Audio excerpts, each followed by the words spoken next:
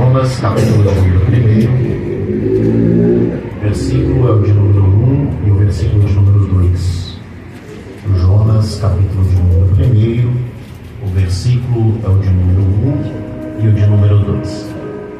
Enquanto os irmãos procuram, quero louvar a Deus pelo privilégio, pela honra e pela oportunidade, por mais uma vez poder estar fazendo uso, menção e exposição de sua santa e poderosa palavra.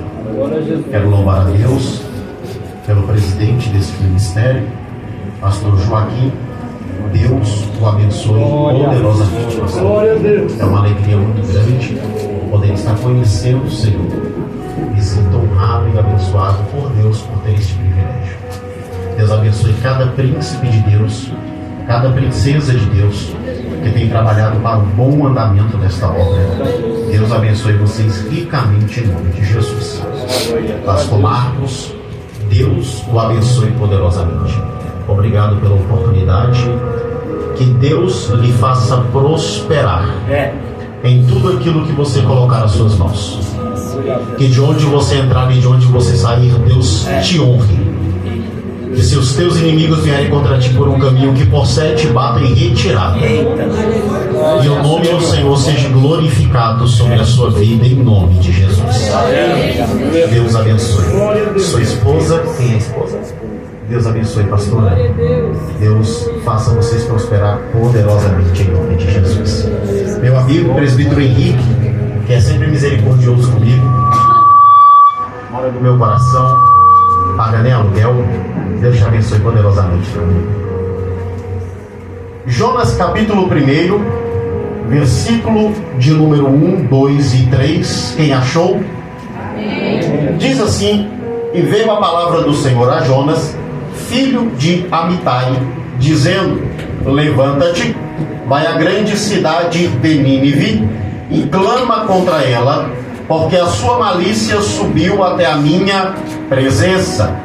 Porém, Jonas se levantou para fugir da presença do Senhor para Tarsis, e descendo a Jope, achou um navio que ia para Tarsis. Pagou, pois, a sua passagem e desceu para dentro dele, para ir com eles para Tarsis, para longe da presença do Senhor. Amém? Podemos assentar em nome de Jesus? Prometo que não vou ser enfadonho, quero deixar aquilo que o Senhor colocou no nosso coração esta noite. Congregamos na Assembleia de Deus Ministério de Madureira, Campo de Taguatinga, pastoreada pelo pastor Samuel Vasconcelos Aminadetac, da expansão do Setor. Sou casado com a irmã Gabriela, temos um filho de 2 anos de idade. E numa autoridade futura, elas estarão aqui comigo em nome de Jesus, pastor. O texto que acabamos de ler vai fazer menção acerca do profeta chamado Jonas. Jonas é o único profeta de toda a Bíblia Sagrada que teve a coragem e a ousadia de tentar fugir da chamada de Deus. Por inúmeras vezes eu chamei Jonas de covarde, de medroso e de fujão. Fiz isso de forma irresponsável.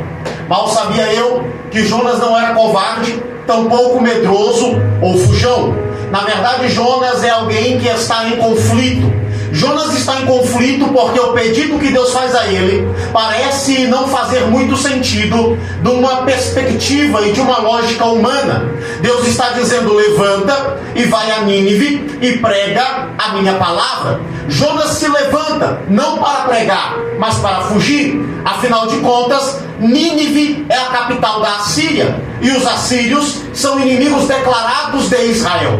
Na mente de Jonas, Jonas está se questionando: Deus, por que o Senhor está me mandando pregar para quem é meu inimigo? Por que o Senhor está mandando eu liberar palavras proféticas para a vida de quem quer ver o meu mal? Por que o Senhor está mandando eu anunciar boas novas sobre a vida de quem quer ver a minha destruição? Por que o Senhor está mandando eu ir cumprir o seu ide sobre a vida de quem quer acabar comigo, com o meu povo, com a minha parentela, com os meus irmãos? A mente de Jonas parece não compreender o pedido que Deus faz a ele. Não obstante, Jonas ainda entra em conflito maior, porque ele entende que se pregar para os moradores de Nínive e eles se arrependerem e clamarem a Deus por perdão, Deus os perdoará, porque a misericórdia dele é grande e se renova a cada manhã. A graça dele se manifesta sobre a vida de todos. Na mente de Jonas, Jonas não aceita, porque Jonas entende que Nínive não merece perdão. Jonas entende que Nínive não merece uma outra oportunidade. Jonas entende que Nínive não merece misericórdia. Mas me permita abrir um parênteses aqui esta noite para lançar uma pergunta de reflexão. Quem somos nós para acharmos que podemos decidir quem merece ou não uma nova chance? Quem somos nós para acharmos que podemos decidir quem merece ou não uma nova oportunidade? Quem somos nós para acharmos que podemos decidir quem merece ou não ser salvo?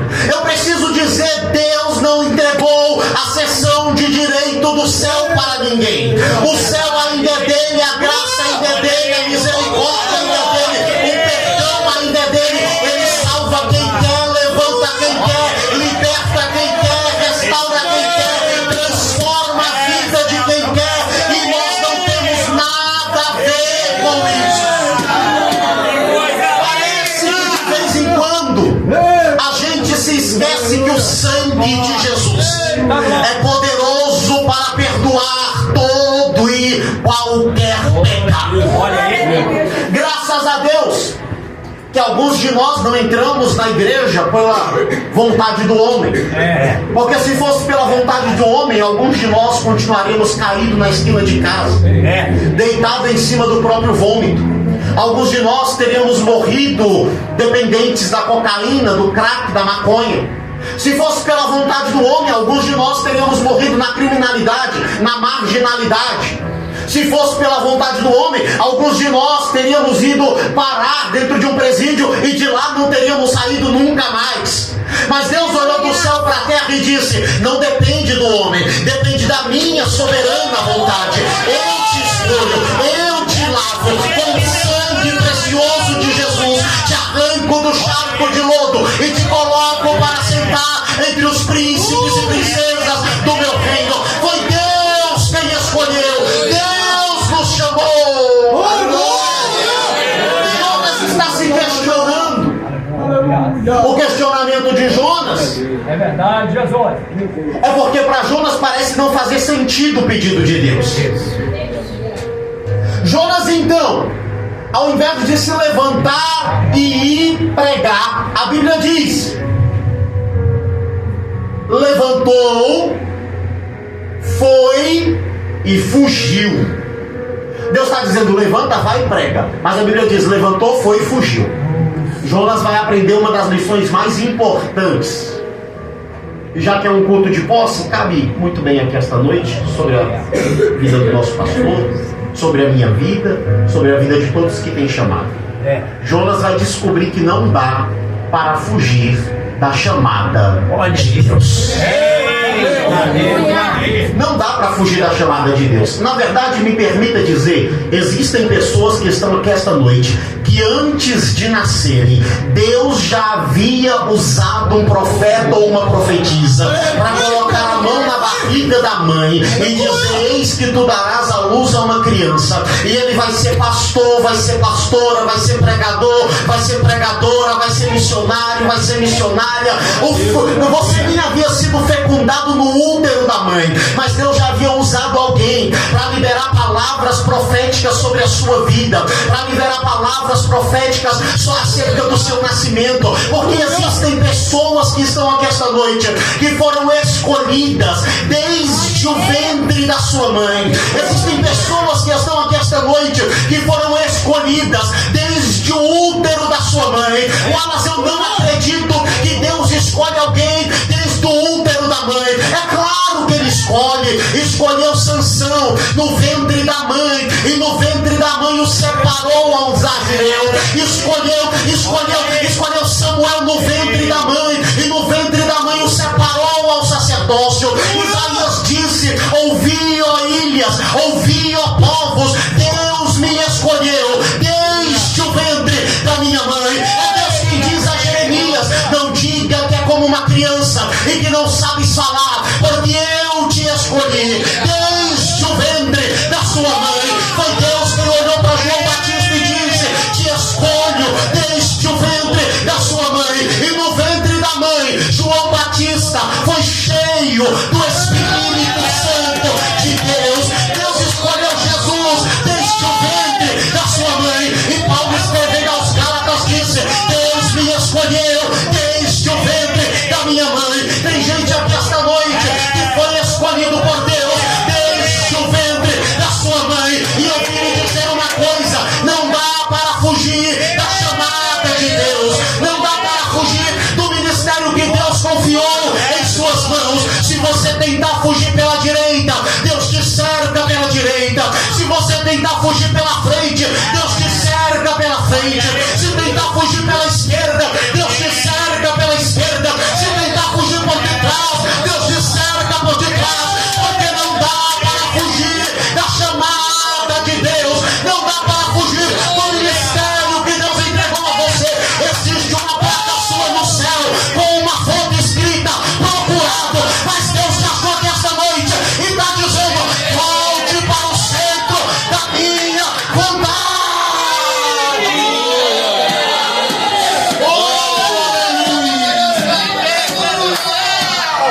Não dá para fugir da chamada de Deus. Não dá para fugir do ministério que Deus entregou a nós. Eu me lembro quando eu comecei a pregar. Quando eu comecei a pregar, ministério bem início, mas já algumas oportunidades surgindo. Na época com muita dificuldade, eu não tinha carro. Morava na época eu morava com minha esposa num barraco de fundo. Aquele início de recém-casado, uma crise terrível, crise financeiramente falando. Vim das drogas, minha esposa veio de um lar católico, Deus nos uniu, a gente começando a nossa caminhada, e eu comecei a pregar, algumas oportunidades surgindo, mas um dia eu disse: quer saber, cansei desse negócio de pregar. Esse negócio de pregar não é para mim não, esse negócio de ficar dependendo do que os outros vão fazer por mim, pela minha vida, não, isso não é para mim. Então as pessoas começaram a me ligar e eu comecei a dizer: não dá, não posso, já tenho um compromisso. A minha ideia era me tornar engenheiro, montar uma empresa, assalariar pastores, assalariar pregadores, assalariar missionários, ficar rico, investir no reino. Era o meu sonho. Então eu falei: não prego mais. Como as pessoas insistiam em ligar, eu peguei um chip que eu tinha e eu quebrei. Falei: agora eu quero ver alguém me ligar. Comprei um chip novo e falei: esse chip agora é empresarial, só me ligam pessoas do âmbito empresarial. Logo comecei o curso, passei na prova do Enem, comecei o curso, já atuando na área.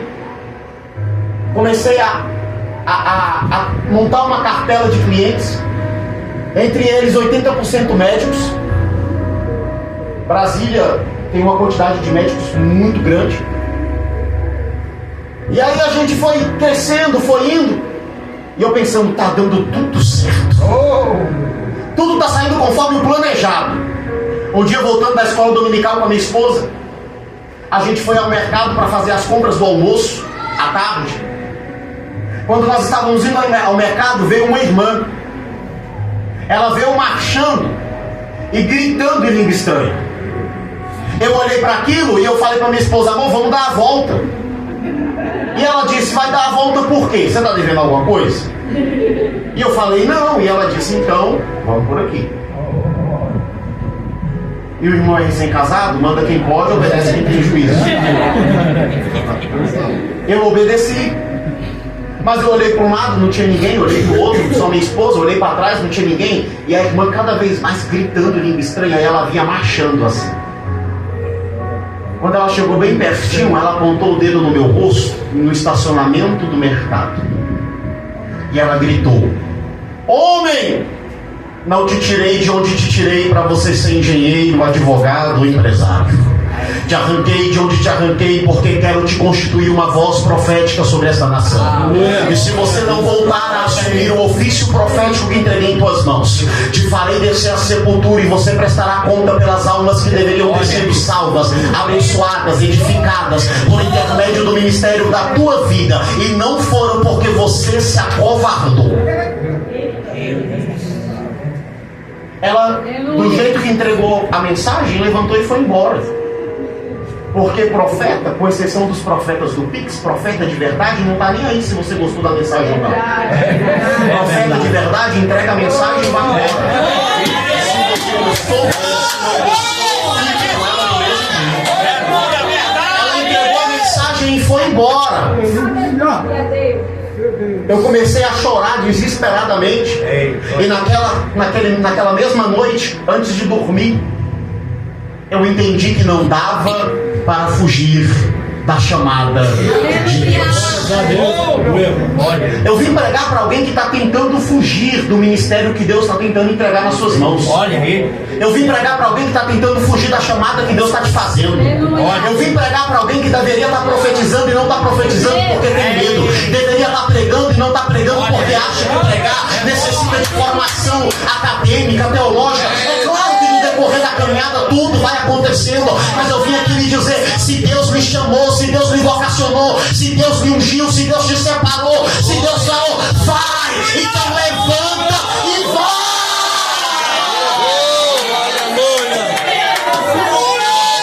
Porque não dá para fugir da chamada de Deus.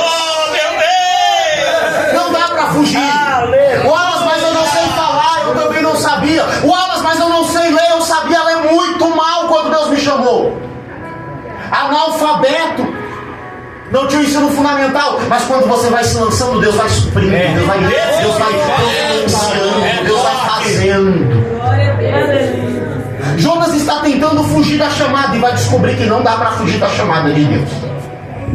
A Bíblia vai dizer, versículo 1: então veio a palavra do Senhor a Jonas.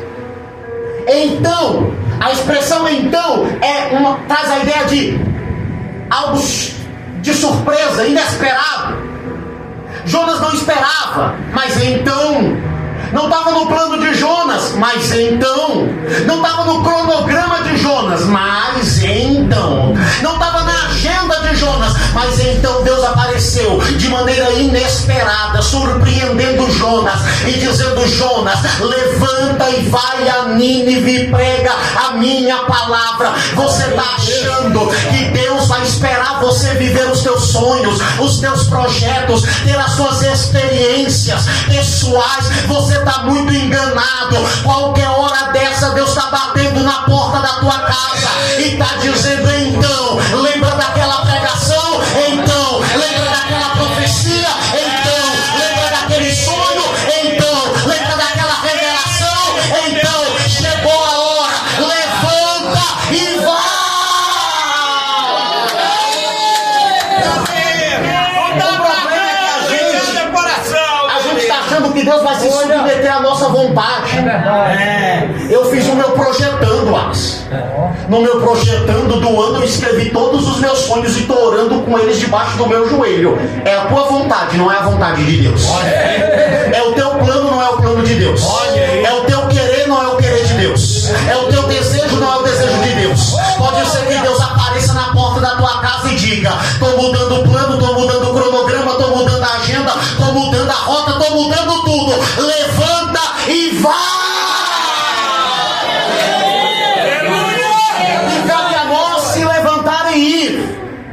Porque não é o Criador que se submete à criatura, não é o Senhor que se submete ao servo, não é o oleiro que se submete ao vaso, não é Deus que se submete ao homem. Na verdade, é o homem quem obedece à voz de Deus. Ele diz: levanta e vai. Não dá tempo de preparar a família, às vezes, pastor. Às vezes não dá tempo de fazer o caixa emergencial. Às vezes não dá tempo nem de fazer a mala. É verdade. Às vezes você não consegue nem digerir direito. Às vezes você não pensa que nem está pronto para aquilo. Mas Deus está dizendo, levanta e vai. Deus, eu não quero, vai sem querer. Não é a minha vontade, não é a tua, mas é a minha, vai sem vontade. Mas não faz parte do meu plano, não é o teu plano, mas é o meu. Vai sem ser teu plano mesmo. Vai, Jonas. Vai, Jonas. Levanta e vai. Jonas se levantou, não para ir, eu corro para encerrar, mas para fugir. Desceu a Jope. Versículo 3. Desceu a Jope. Jope é um problema. Em Jope o profeta não quis profetizar. Em Jope Pedro, pregador, não quis pregar. O que é que tem em Jope que mata a essência profética que queima na nossa alma? O que é que tem em Jope que mata a chamada dos pregadores?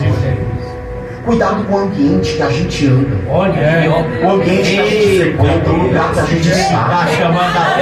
Tem muitos profetas morrendo, muitos pregadores morrendo. O ambiente em que eles estão inseridos está matando o fervor espiritual. A gente precisa sair de Jope urgente.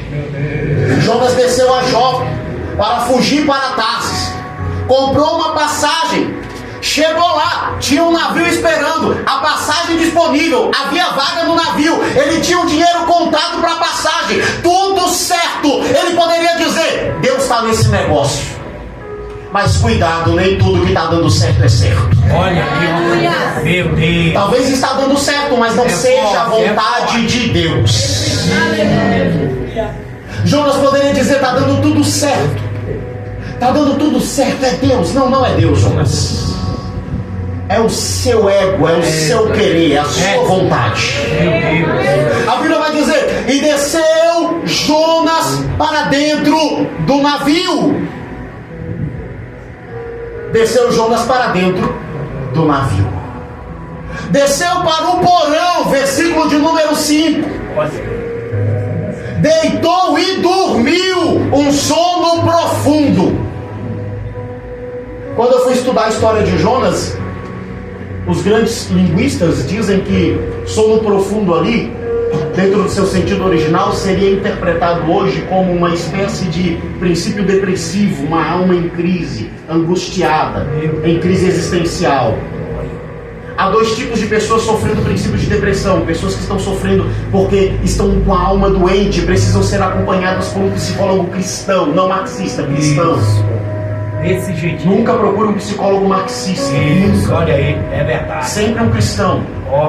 Às vezes vai ser medicado, vai passar por processos de recomposição hormonal, mas tem pessoas que estão com a alma com princípio de depressão porque estão fugindo da presença de Deus. Desse jeito.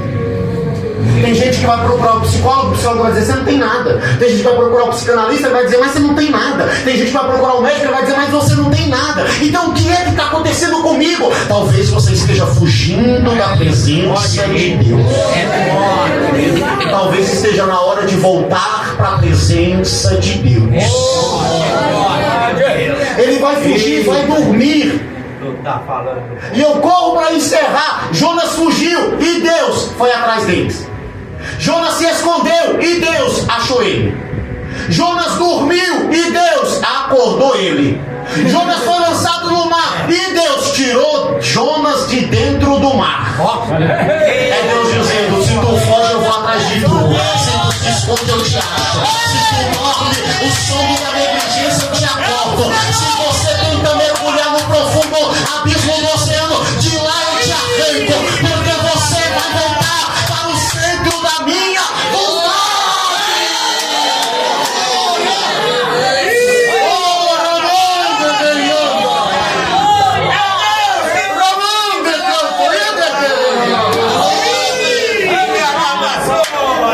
Não dá para fugir. Deus, que coisa linda. Jonas para no mar.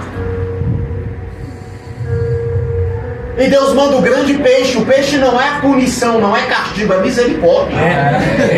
Porque se Jonas fica no mar, no meio da tempestade, Jonas morre. Eita, Jesus. Você já viu aqueles filmes onde a pessoa está no meio do mar, numa grande tempestade, se não vem alguém para salvar, obviamente a pessoa morre, as ondas são muito grandes, o mar está agitado, o frio é muito intenso.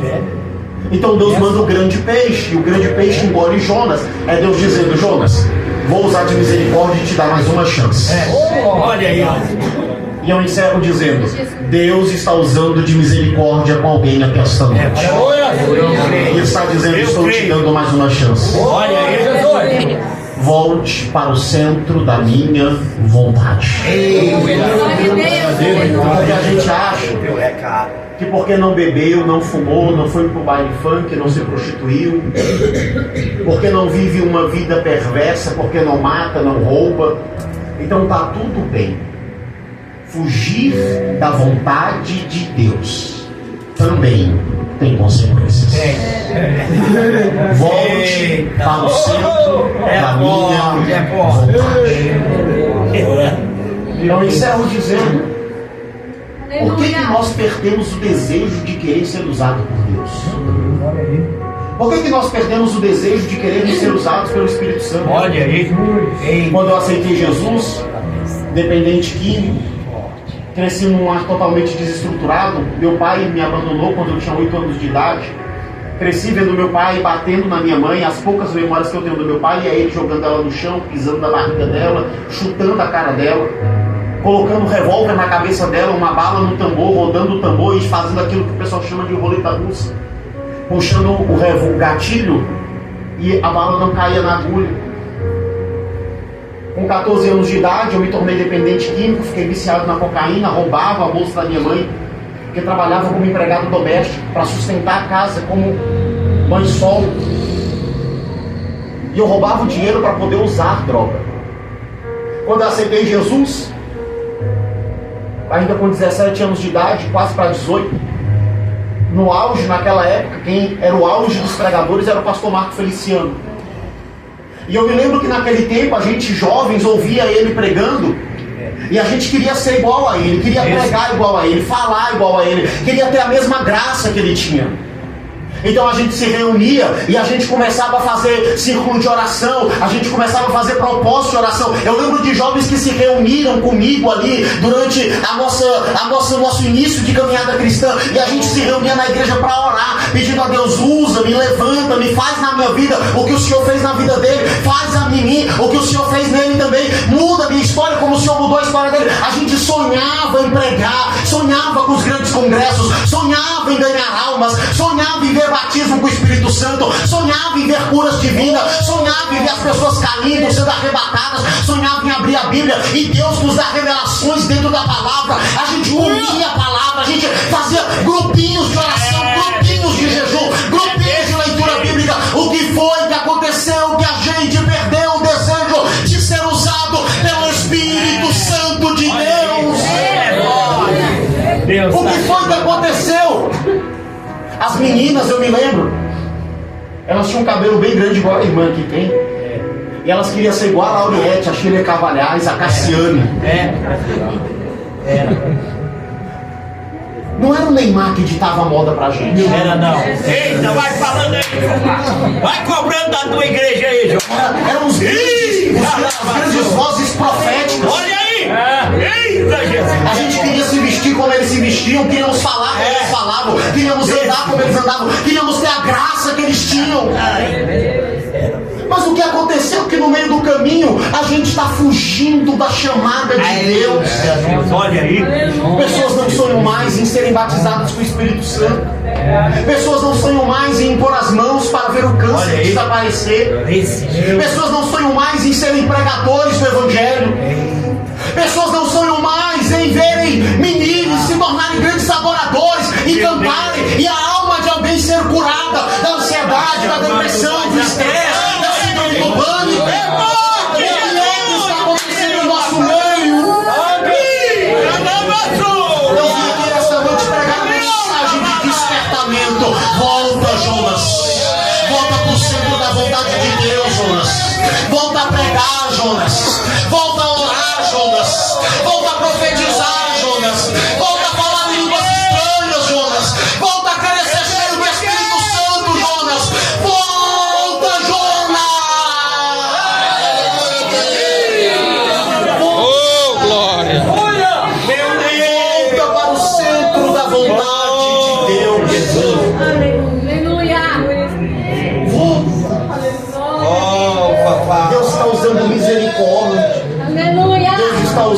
graça e está dizendo: volta. Desenterra os talentos, desenterra os dons. Aleluia! Desse jeito, meu Deus. Desenterra, chama e volta. Meu Deus, o Senhor está chamando nossa. Eu sei que o ministério é árduo. Tem gente aqui que talvez parou, quis parar de pregar por causa das feridas que sofreu. Tem gente aqui que talvez quis parar de cantar por causa das lutas que travou. Tem gente aqui que quis abandonar o ministério por causa das grandes batalhas com o inferno. Tem gente que enfrentou crises existenciais e achou que não nasceu para isso. Isso não era de Deus, isso era coisa da sua cabeça. Mas eu vim lhe dizer: as guerras fazem parte. Se levanta, ergue a cabeça, sacode a poeira do pé e volta! Volta a pregar, a cantar, a profetizar, a pastorear. Volta, Jonas! Volta, Jonas! Volta, Jonas! Meu Deus, que coisa boa! Aleluia!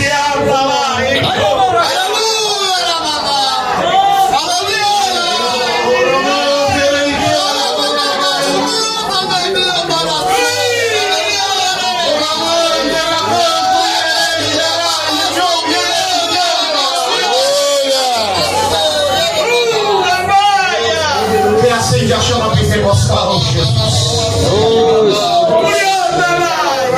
Como foi dito, Espírito da alegria. derrama a glória da segunda casa, Jesus.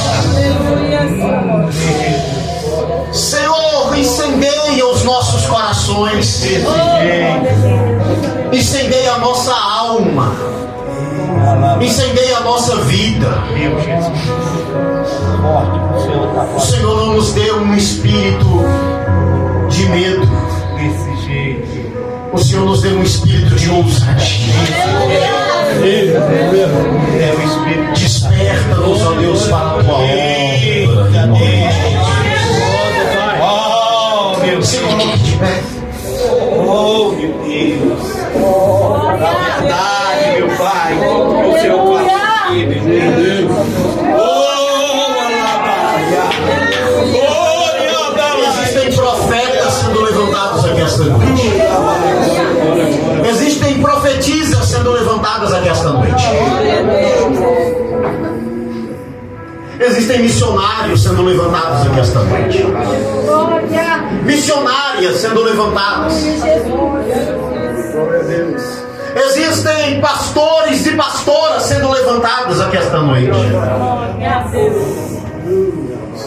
Homens e mulheres que ainda marcarão a sua igreja, a sua época, a sua geração, estão sendo levantados aqui esta noite. Deus vai usar a sua voz. Enquanto você estiver cantando, vidas serão renovadas com espíritos. Enquanto você estiver pregando, traficantes se converterão a Jesus. Prostitutas abandonarão a prostituição para se tornarem líderes no círculo de oração. Alcoólatras abandonarão o alcoolismo para se tornarem novos pregadores do Evangelho. Enquanto você estiver pregando, Deus fará um mover poderoso e sobrenatural. Enquanto você estiver cantando, almas serão livres da ansiedade, do estresse. Almas encontrarão a paz que só Deus pode dar. Deus vai usar as suas mãos ainda. Onde você colocar as mãos, o câncer vai desaparecer, a doença vai embora, milagres acontecerão. É claro que você vai precisar fazer algumas renúncias. Você vai ter que abrir mão dos seus sonhos, dos seus projetos, das suas vontades.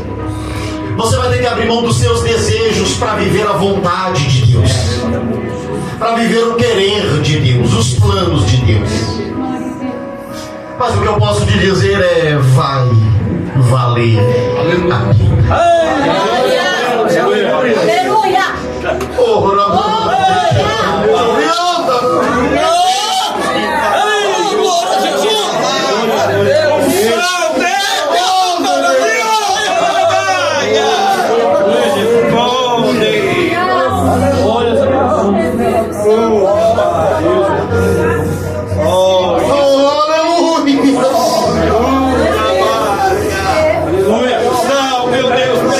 Visita, meu Deus, a tua noite. Visita as nossas almas esta noite. Oh, glória. Senhor, que o desânimo bata em retirada, ó Deus. Senhor, que aquilo que estava tentando nos parar caia por terra esta noite. Senhor, que aquilo que estava tentando nos fazer desistir, ó Deus, não seja lançado por terra esta noite em nome de Jesus. Senhor, renova a nossa alma, renova nossas forças, renova a nossa vida, enche-nos da tua presença, que nós venhamos transbordar da tua graça e venhamos ser um instrumento poderoso para a glória do teu santo nome. Enche, ó Deus, a tua igreja, levanta uma igreja poderosa, cheia, cheia, cheia, cheia, cheia, cheia, cheia,